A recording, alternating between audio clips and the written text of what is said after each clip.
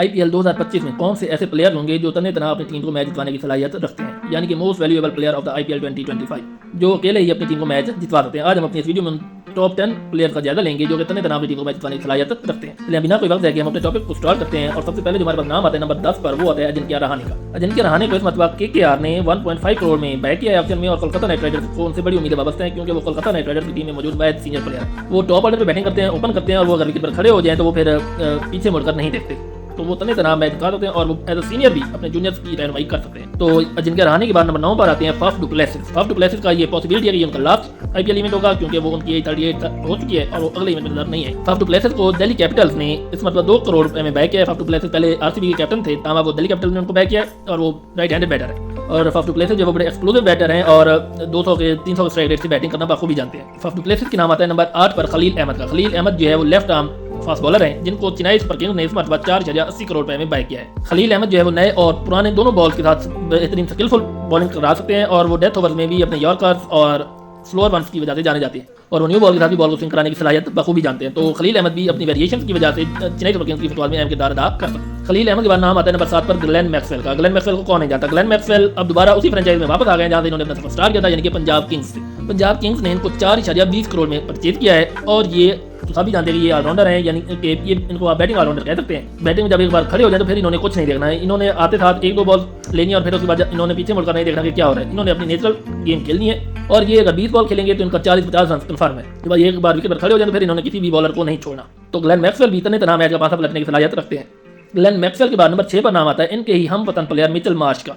Mitchell Marsh को Delhi Capitals ने इस मरतबा 3.4 करोड़ में बाय किया है। मिचेल मार्श भी फास्ट बॉलिंग ऑलराउंडर हैं और मिचेल मार्श टॉप ऑर्डर में भी बैटिंग कर सकते हैं, यानी कि ओपनर भी आ सकते हैं। अगर आप इनको मिडिल ऑर्डर में लेकर आना चाहते तो ये मिडिल ऑर्डर में भी खेल सकते हैं और ये भी हार्ड हिटिंग करते हैं। ये पावर प्ले का भी बखूबी फायदा जानते हैं और एंड के ओवर में भी ये हिटिंग करना बखूबी जानते हैं। तो मिचेल मार्श जो है वो अपनी ऑलराउंड सलाहियतों की वजह से दिल्ली कैपिटल्स की फुटबॉल में अपना इंपॉर्टेंट रोल प्ले कर सकते हैं। उसके बाद नंबर 5 पर नाम आता है मोइन अली का। मोइन अली सीनियर प्लेयर हैं और ये इवेंट जो है मोइन अली का मुमकिन तौर पर लास्ट इवेंट हो सकता है क्योंकि मोइन अली की एज अब तकरीबन 40 के लगभग है। मोइन अली को कोलकाता नाइट राइडर्स ने इस मरतबा 2 करोड़ में बाय किया है और मोइन अली अपनी ऑलराउंड सलाहियतों की वजह से, यानी कि बॉल को स्पिन करने की वजह से और पावर हिटिंग की वजह से जाने जाते हैं। ये अपने एक्सपीरियंस, अपनी ऑलराउंड सलाहियतों की वजह से कोलकाता नाइट राइडर्स की फुटबॉल में अपना इंपॉर्टेंट रोल प्ले कर सकते हैं। मोइन अली के बाद नाम आता है नंबर 4 पर न्यूजीलैंड के उभरते हुए स्टार रचिन रविंद्रा का। रचिन रविंद्रा बेसिकली तो ऑलराउंडर है लेकिन ये बॉलिंग बहुत कम ही कराते हैं। तमाम ये top of the order as an opener जो है अगर आप इनको भेज दें तो ये पावर प्ले का बखूबी फायदा उठाना जानते हैं। इन्होंने जो लास्ट इवेंट हुआ था IPL का 2024 का, उसमें भी चेन्नई सुपर किंग्स के लिए इंपॉर्टेंट रोल प्ले किया था और इस साल भी ये चेन्नई सुपर किंग्स में ही है। चेन्नई सुपर किंग्स ने इनको 4 करोड़ में बाय किया है